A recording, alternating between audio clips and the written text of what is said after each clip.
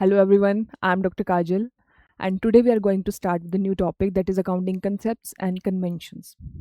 Have you ever wondered जो हम accounts में डेबिट क्रेडिट करते हैं या फिर अगर हम बात करें कि हम फाइनेंशियल स्टेटमेंट्स बनाते हैं वो एक पर्टिकुलर वे में ही क्यों बनाते हैं? The answer is accounting concepts and conventions.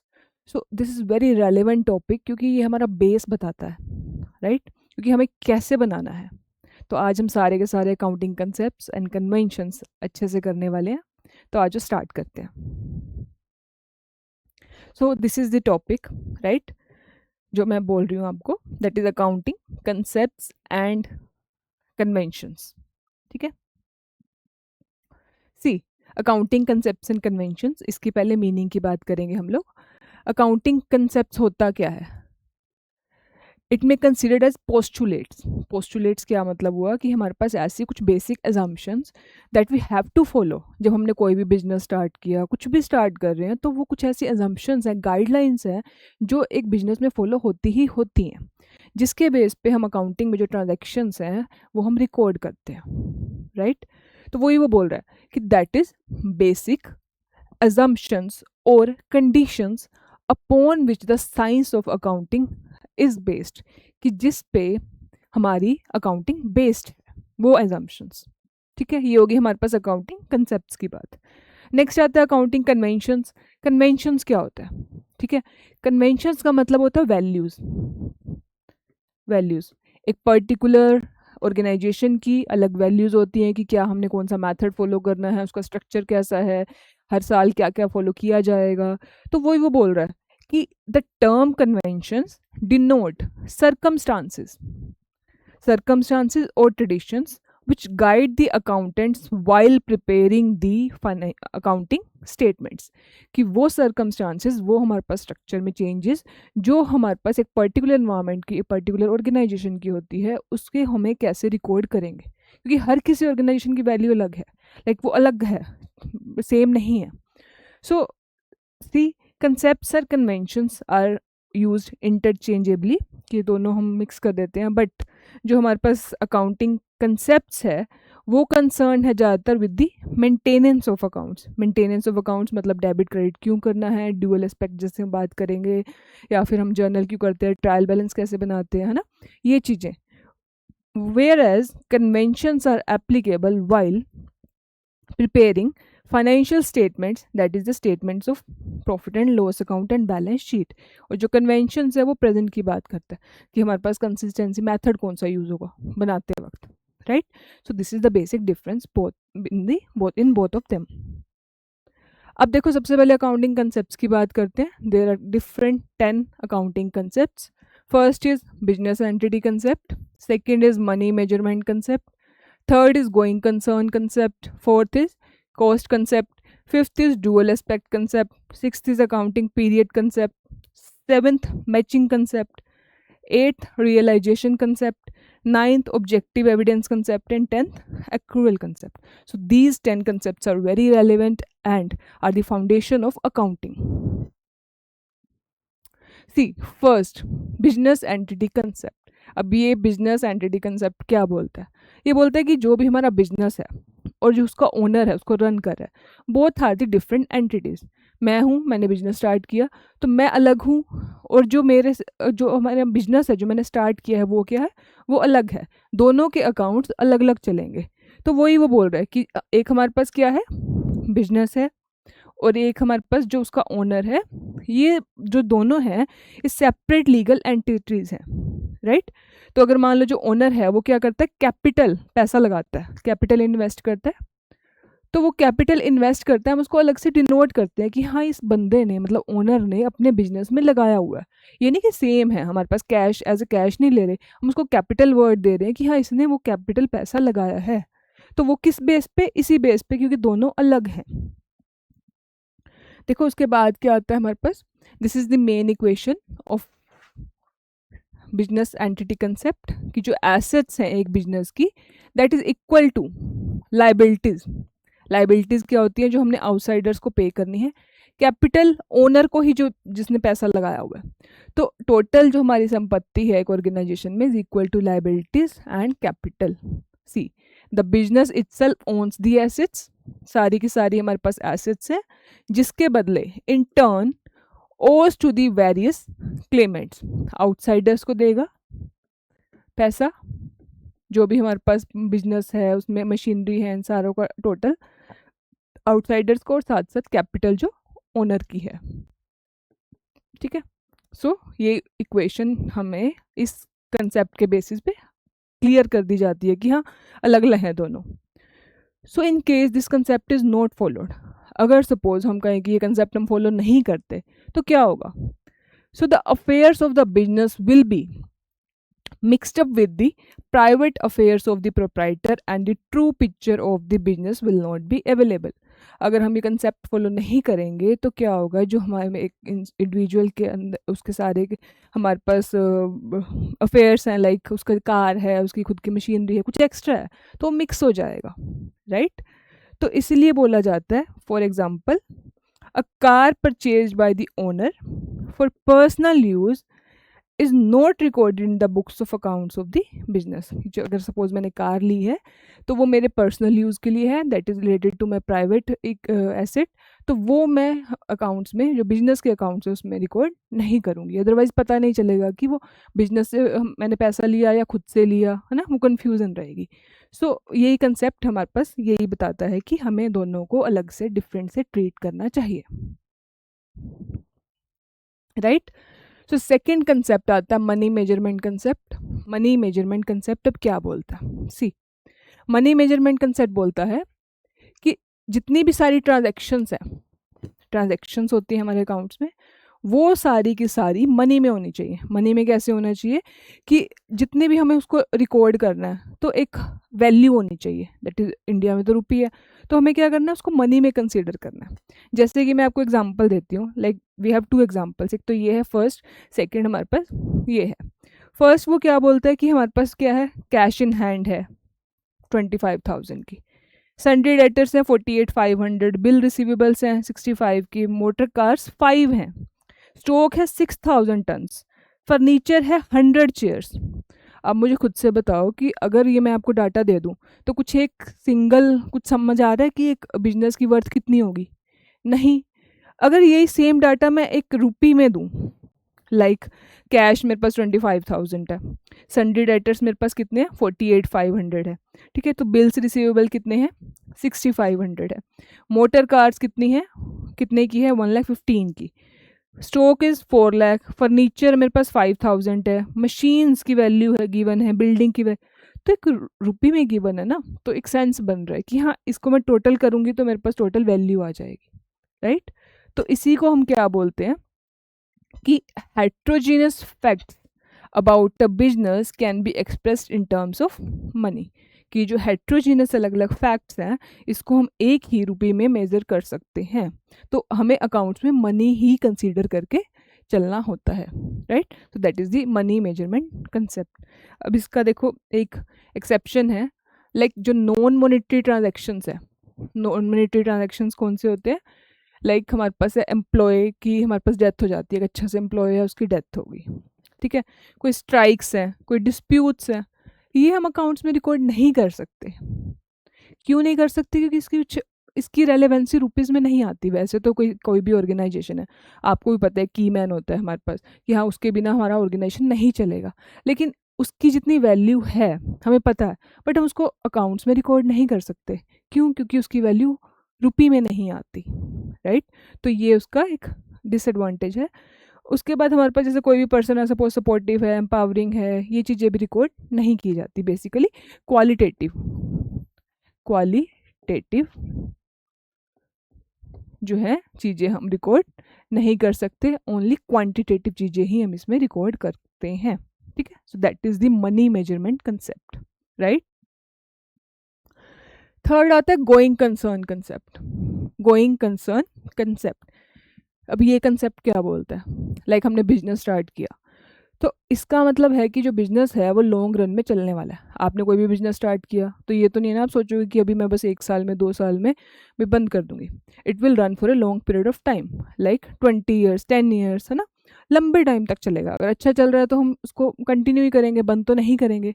तो यही हम एज्यूम करके चलते हैं कि कोई भी जब बिजनेस हम स्टार्ट कर रहे हैं तो it will run for a long period of time. So ये बोलता है that it is assumed that the entity is the going concern, that it will continue to operate for an indefinitely long period in future and transactions are recorded from this point of view. कि वो लंबे time तक indefinitely मतलब लंबे time तक चलने वाला है और हम इसको कंसिडर करेंगे कि हाँ ये लॉन्ग टर्म के लिए है. ठीक है. कुछ इसके एक्सेप्शंस हैं जिसमें ये फॉलो नहीं होता. लाइक हमारे पास क्या कोई एक हमने बिजनेस स्टार्ट किया और वो पर्टिकुलर पर्पज़ के लिए था कि एक वो हमारा पर्पज़ पूरा हुआ लाइक 1 साल में, 6 महीने में, 2 साल में, तो फिर हम उसको ये नहीं मानेंगे कि that it is going concern. वो बंद हो गया, वो पर्पज़ जो है कंप्लीट हो गया, तो उस केस में ये फॉलो नहीं होता. सेकेंड, अगर हमारे पास होता है कि वो जो बिजनेस है that is declared sick by the BIFR. ये हमारे पास एक बोर्ड होता है कि जो देखता है कि हमारी जो कंपनीज़ हैं वो उसमें से कौन सी सिक यूनिट है जो ना कि हमारी बेनिफिशियल है, ना ही सोसाइटी के लिए, ना वो अच्छा कर पा रही है, तो उसको सिक यूनिट डिक्लेयर कर देता है. अगर उसने डिक्लेयर कर दिया that it is a sick unit, तो भी हमें क्या करना पड़ेगा, वो बिजनेस हम continue long period of time के लिए नहीं चला सकते.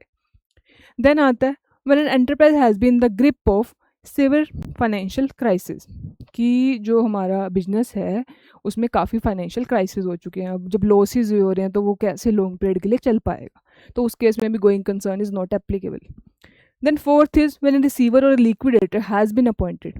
जब हमने क्या किया, स्टार्ट कर दिया बिजनेस, है ना, चल रहा है, लेकिन हमें पता है कि प्रॉफिट नहीं दे रहा, तो इस केस में भी हमने लिक्विडेटर अपॉइंट किया जो कि बिजनेस को बंद करेगा. लिक्विडेटर कौन होता है, जो बिजनेस को बंद करेगा. तो अब जब हमने वो अपॉइंट कर लिया है तब भी हम कहेंगे कि अब ये गोइंग कंसर्न फॉलो नहीं करेगा. So these are the exceptions जिस केसेस में हम लंबे टाइम पीरियड के लिए मानते हैं कि नहीं चलने वाला. ठीक है. फोर्थ आता है कॉस्ट कंसेप्ट. अब कॉस्ट कंसेप्ट क्या होता है, देखो, an asset is recorded in the books at the price paid to acquire that asset and that this is the cost is the basis for all subsequent accounting for the asset. Cost concept क्या बोलता है, cost concept ये बोलता है कि जो भी हमने कोई भी एसेट बाय की है उसका बेस क्या है जिस पे वो बाय की जा रही है, that is cost. Cost is the basis, क्या कहते हैं, cost is the basis for all subsequent accounting for the asset. उसको रिकॉर्ड करेंगे हम किस पे, कॉस्ट पे. लाइक अगर मैं बात करूं, जैसे कि अब इन्फ्लेशन अकाउंटिंग को भी कंसिडर किया जाता है, ठीक है, लेकिन जब हम इन्फ्लेशन अकाउंटिंग को कंसिडर कर रहे हैं, बट इन्फ्लेशन अकाउंटिंग अच्छे से उस लेवल पे नहीं जा पाई कि हम उसको कॉस्ट को नेग्लेक्ट कर दें. ठीक है. अब इन्फ्लेशन अकाउंटिंग किस पे होगी, मार्केट वैल्यूज़ पे होगी. मार्केट वैल्यू को जज करने के लिए क्या होगा, पर्सन एक अपने इंडिविजुअल जो है करंट वैल्यूज़ को देख के एक सब्जेक्टिव व्यू देगा.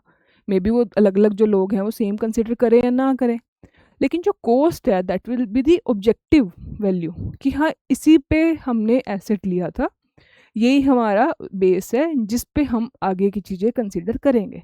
सो बोलते हैं कि कॉस्ट कंसेप्ट की जो रेलेवेंसी है वो कभी ख़त्म नहीं हो सकती, चाहे आपकी इन्फ्लेशन अकाउंटिंग आ जाए, चाहे आपकी मार्केट वैल्यूज़ कंसिडर हो.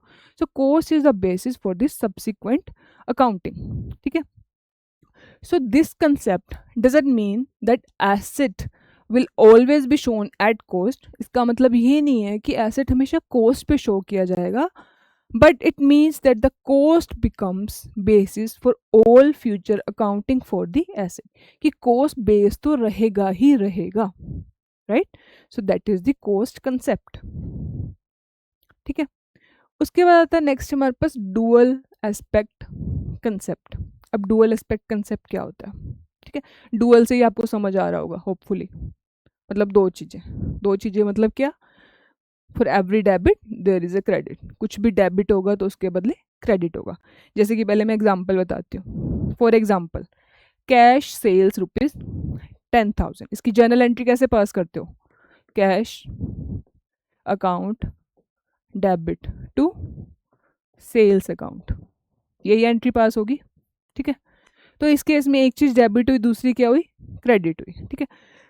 अब कैश जो है क्या हो रहा है इस केस में, जब हमने कोई चीज़ सेल की तो उसके बदले कैश हमें क्या हो रहा है, रिसीव हो रहा है. सेल्स वो चीज़ हमने की है. तो वो कहता है कि इस कंसेप्ट के बेसिस पे एक तो यील्डिंग ऑफ ए बेनिफिट है, second the giving of that benefit. किसी चीज़ के बदले कोई चीज़ हमारा लेन देन चल रहा है. ठीक है, मैंने आपसे लिया या फिर आपने मुझे दिया, है ना, एक्सचेंज हुआ। इसी तरह कोई भी दो लोग हैं आपस में कुछ एक्सचेंज करें, एक लेगा दूसरा देगा, उसी को ही हम क्या बोलते हैं, dual aspect concept, right. Next आता है, देखो नेक्स्ट क्या है हमारे पास, अकाउंटिंग पीरियड कंसेप्ट। अब ये जो कंसेप्ट है ये भी अपने आप में बहुत इंपॉर्टेंट कंसेप्ट है। देखो कैसे, अभी तक आपको मैंने पढ़ाया कि गोइंग कंसर्न कंसेप्ट क्या होता है, जिसमें हम एज्यूम करते हैं that our business will go for a long period of time, है ना, लंबे टाइम तक चलेगा। बट अकाउंटिंग पीरियड कंसेप्ट क्या बोलता है, अकाउंटिंग पीरियड कंसेप्ट ये बोलता है कि अगर हम ये एज्यूम करेंगे कि हमारे पास जो बिजनेस है वो लंबे टाइम तक चलने वाला है, तो हमें ये कैसे पता चलेगा कि जो बिजनेस में जो चीज़ें चल रही हैं वो कैसी चल रही हैं, प्रॉफिट हो रहा है, लॉस हो रहा है, क्या हो रहा है, वो कैसे पता चलेगा। तो उसके लिए हमें उस लंबे टाइम पीरियड को पीसेज में डिवाइड करना होगा, like 1 year, 2 year, 3 year, right. तो उसी को ही हम बोलते हैं अकाउंटिंग पीरियड, वो पीरियड बना दिया गया एक। जनरली 1 साल लेके चलते हैं, 1 साल ही होता है हमारे पास फाइनेंशियल ईयर 31 मार्च तक, जिसको हम कंसीडर करते हैं 1 अप्रैल टू 31 मार्च तक। तो वो एक पीरियड बना दिया जाता है जिसमें हम देखते हैं कि चीज़ें, देखो हाउ थिंग्स आर गोइंग, कि कैसे चल रही हैं चीज़ें, है ना। तभी हम कुछ करेक्टिव जो है मेजर ले पाएंगे, कुछ डेविएशंस है तो हम करेक्ट कर पाएंगे, है ना, एडवर्स अगर कुछ डेविएशंस है तो उसको भी हम एक करेक्टिव मेजर ले पाएंगे, ठीक है। तो how things are going, this means that the final account must be prepared on a periodic basis rather than waiting till the business is terminated, कि हमें पीरियोडिक बेसिस पे बना लेना चाहिए उसको, ये कि बिजनेस बंद होने का वेट करने की बजाय, ठीक है। So normally accounting period is 1 year, 1 साल होता है। क्यों? क्योंकि it helps to take any corrective action, to pay income tax, to absorb the seasonal fluctuations and for reporting to the outsiders। 1 साल का पीरियड इसलिए बेस्ट है ताकि, क्योंकि आपको पता है इनकम टैक्स भी 1 साल के अंदर पे कर दी जाती है, कुछ सीजनल फ्लक्चुएशंस होती है वो भी 1 साल में कवर हो जाती हैं, अगर कोई करेक्टिव एक्शन लेना है वो भी 1 साल में पूरा हो जाएगा, है ना, कुछ रिपोर्ट करना आउटसाइडर्स को वो भी हो जाएगा। तो 1 साल का period is the best period. So a period of more than 1 year reduces the utility of accounting data. अगर हम कहें कि 2 साल का मान लें, है ना, तो वो उसका जो बेनिफिट है, उसका जो यूटिलिटी है वो इतना अच्छा नहीं रहेगा, क्योंकि फ्लक्चुएशन 1 साल के अंदर अंदर पता चल जाएगा हमें, है ना। तो कहते हैं कि 1 साल is the best time period, ठीक है। सो नेक्स्ट आता है हमारे पास, ये बड़ा इंपॉर्टेंट चीज़ है, the principle of segregating capital expenditure from revenue expenditure is based on the accounting period concept. जो ये हमारे पास प्रिंसिपल है क्या, कि एक हमारे पास रेवेन्यू एक्सपेंडिचर होता है, एक होता है हमारे पास कैपिटल एक्सपेंडिचर। ये इस प्रिंसिपल के बेस पे हम उनको सेग्रीगेट कर पाते हैं। रेवेन्यू एक्सपेंडिचर जो 1 साल के अंदर अंदर खर्चे हुए, capital expenditure which is more than the 1 year. तो इसका सेग्रीगेशन कैसे होगा, due to this concept, accounting period concept, right, ठीक है। नेक्स्ट आता है 7th, मैचिंग कंसेप्ट। अब मैचिंग कंसेप्ट क्या होता है, मैचिंग कंसेप्ट आपको नाम से समझ आ रहा होगा मे बी, मैच करना। मैच क्या करना, एक्सपेंसेस और उसके हमारे पास इनकम को। जैसे कि हम क्या करते हैं, फाइनेंशियल स्टेटमेंट्स बनाते हैं, एक साइड आप डेबिट आइटम्स लेते हो, एक साइड आप क्रेडिट आइटम्स लेते हो। डेबिट क्या करते हो, सारे के सारे एक्सपेंसेस, क्रेडिट क्या करते हो, सारी की सारी इनकम्स। तो इन दोनों को मैच करते हो तभी तो आपके पास प्रॉफिट या लॉस आता है, कि खर्चे कितने हैं या इनकम कितना है ना। तो वही वो बोल रहा है कि मैच करना। The determination of profit of a particular accounting period is essentially a process of matching the revenue recognized during the period and the cost to be allocated to the period to obtain the revenue. So it is thus a problem of matching revenues and expired cost, the residual amount being the net profit or the net losses। कि हमने सारे revenues और जो उसकी cost थी उसको हमने क्या किया, कंपेयर किया, और जो बची हुई अमाउंट है, रेजिड्यूल अमाउंट, वो होएगी हमारे पास नेट प्रॉफिट या फिर नेट लॉस, ठीक है। That is known as matching concept. Next concept is realisation concept. Realisation क्या मतलब हुआ, रियलाइजेशन का मतलब क्या हुआ कि किस डे पे, किस, मान लो सपोज कोई ट्रांजैक्शन हुई है तो वो किस डे पे एक्चुअल वैल्यू रियलाइज कर रही है। हम बुक्स अकाउंट्स में कब लिखेंगे, लाइक कोई भी चीज़ की हमारे पास डिलीवरी हो रही है ना, एक हमने ऑर्डर प्लेस किया फिर डिलीवरी हो रही है, किस दिन हम जो है वो वैल्यू को रियलाइज मानेंगे, है ना, that is known as realisation. So according to this concept revenue is considered as being earned, किस दिन मानेंगे, on the date at which it is realised, है ना, वो डेट कौन सी होगी देखते हैं आगे, on the date when the property in goods passes to the buyer and he becomes legally liable to pay. इसका मतलब कि कोई सपोज कोई भी प्रॉपर्टी है, जब वो हमने किसी को दे दी, जस्ट डिलीवरी कर दी, पेमेंट अभी रिसीव हुई है नहीं हुई है दैट डजंट मैटर, जिस टाइम हमने उसको डिलीवरी कर दी उस गुड की, उसी दिन को हम मान लेंगे कि हाँ इस दिन हमारी जो ट्रांजैक्शन है वो रिकॉर्ड की जाएगी. इसको एग्जांपल से अच्छे से और समझाती हूँ. लाइक ये है हमारे पास 3 दिन है, 1 जैन, 1 फेब एंड 1 मार्च. ठीक है, तो ऑर्डर प्लेस हुआ सपोज 1 जैन को. ठीक है, अब डिलीवरी कब हुई, 1 फेब को हमारे पास डिलीवर्ड होगी गुड्स. पेमेंट अभी 1 मार्च को आनी है. ठीक है, लेकिन अकाउंट्स के बेसिस पे हम इसी दिन, जिस दिन वो लायबल हो गया दूसरा पर्सन पेमेंट देने के लिए, उसी दिन हम मान लेंगे कि हाँ ये जो है डेट है जिस दिन हम अकाउंट्स एंट्री पास करेंगे. On this day revenue is realise, कि हमें मिलनी है, मिली नहीं है, बट हम इसको कंसिडर कर लेंगे. ठीक है, so that is on the basis of realisation concept. ठीक है, 9th देखो, नेक्स्ट है ऑब्जेक्टिव एविडेंस कंसेप्ट. ठीक है, देयर मस्ट बी एविडेंस और प्रूफ टू एनीथिंग और एवरीथिंग, राइट. कि हम क्या कहते हैं कि कोई भी चीज़ अकाउंट में हमने जर्नल एंट्री कर रहे हैं या फिर हम जो भी ट्रांजैक्शंस करते हैं सेल की, है ना, परचेजेस की, तो उसकी एक प्रूफ होता है, एविडेंस होता है, तो वो हमें कंसिडर करना चाहिए. क्यों कंसिडर करना चाहिए, ऑब्जेक्टिविटी. ऑब्जेक्टिविटी क्या बोलती है, तभी हम क्या कर पाएंगे, है ना, connotes reliability, reliable हो पाना, trustworthiness and variability, which means that there is some evidence in ascertaining the correctness of the information reported. कि जो भी हमारे पास ये चेक करना है कि trustworthiness है या नहीं है, that must be back up by some proof, है ना. तो इसलिए उसका एविडेंस होना जरूरी है. So as far as possible every entry in accounting records should be supported by some objective evidence, कि जिसके बेस पे हम ट्रस्ट कर पाए, है ना. Evidence should be which will minimise the possibility of error and intentional fraud. अगर कोई फ्रॉड करना चाह रहा है या फिर कोई गलती ही हो गई, तो वो प्रूफ से हम मैच कर पाएंगे, एविडेंस से, वाउचर से हम मैच कर पाएंगे. So this means objective evidence concept, right? So last is the accrual concept. Accrual concept, this is also very important. Accrual concept क्या बोलता है, accrual concept ये बोलता है कि जो हमारी accounting है that is not based on the cash basis but on accrual basis. Like there are 4 concepts: prepaid expenses, outstanding expenses, है ना, या फिर हमारे पास income received in advance, है ना, या फिर accrued income जो हम बोलते हैं. तो ये जो चारों चीज़ें हैं वो भी कैसे आई, एक्रूअल बेसिस पे आई. एक्रूअल बेसिस पे कैसे आई, कि हमारे पास पैसा चाहे रिसीव हुआ है चाहे नहीं हुआ, बट उस चीज़ को कंसिडर कर लेना. ठीक है, the essence of the accrual concept is that revenue is recognise, that is when sales is complete और services are given and it is immaterial whether cash is received और नोट, कि पैसा आया है चाहे नहीं आया, बट उसको कंसिडर कर लेना. Similarly, according to this concept, expenses are recognized in the accounting period in which they help in earning the revenue, whether cash is paid or not. कि हमने कैश पे किया है या नहीं किया, तो ये भी हम कैसे, मतलब irrelevant है वो. ठीक है, तो बट हम कंसीडर कर लेते हैं जब सर्विसेज पूरी दे दी जाती हैं. So that is known as accrual concept, right? So these are the 10 very important concepts. Next step हम करते हैं accounting conventions. ठीक है, as I have already told you, conventions क्या होती हैं, वैल्यूज होती हैं, सर्कमस्टांसेस होती हैं कि कौन सा हमें फॉलो करना है क्या नहीं फॉलो करना.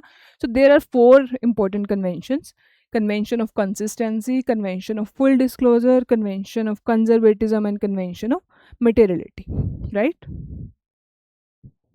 कन्वेंशंस अभी हमने पहले भी पढ़ा, फिर से मैं बता देती हूँ, are the common practices which are universally followed in recording and presenting accounting information of business.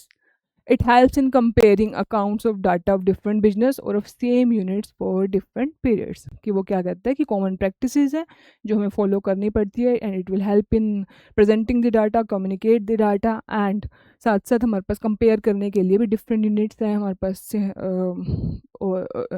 Different periods हैं, तो हम कंपेयर कर पाएंगे. ठीक है. First convention of consistency. Consistency का मीनिंग आपको पता होगा क्या होता है. कंसिस्टेंट रहना, सेम मेथड पहले साल, दूसरे साल, तीसरे साल, है ना, consistent.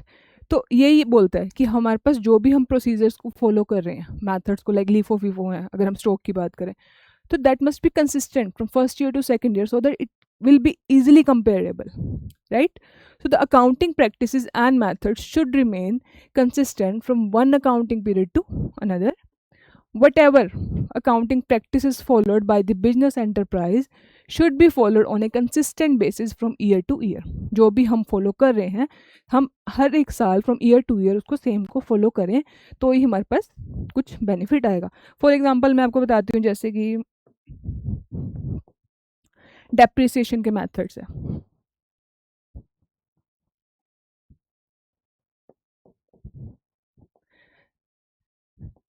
There are number of methods, like fixed period है ना मेथड, या फिर हमारे पास written down value method, annuity method, sinking fund method.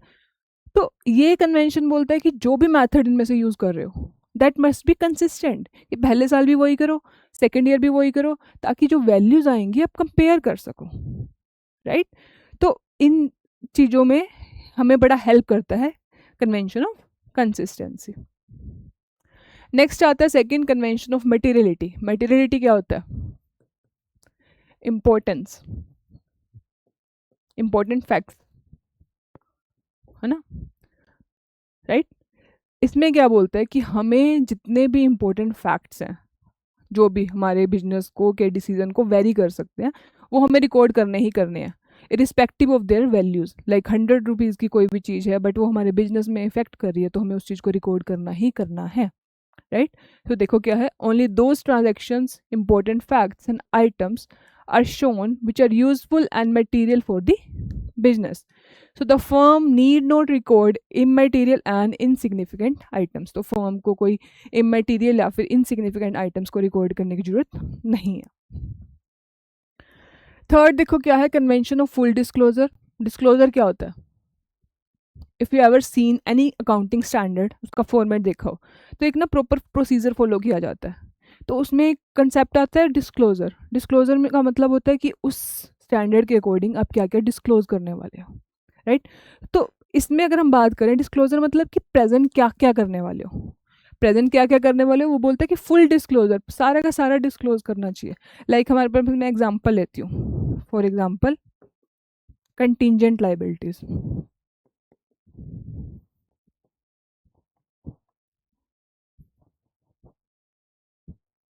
ठीक है, कंटिंजेंट लाइबिलिटीज़ अगर आपको पता हो, एज अ फुट नोट्स दी जाती हैं बैलेंस शीट में, बट ये शो क्यों करते हैं?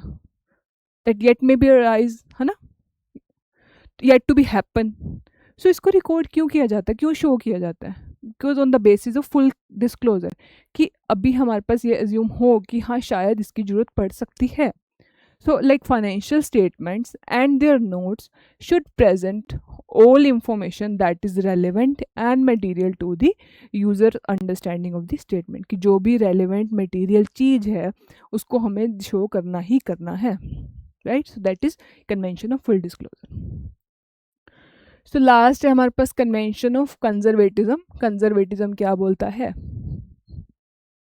कंजर्वेटिज्म का मतलब ये होता है कि हम कोई भी चीज़ कंसीडर कर रहे हैं तो हम लॉसेस को तो कंसीडर करके चलें, बट प्रॉफिट्स को नहीं कंसीडर करना, है ना?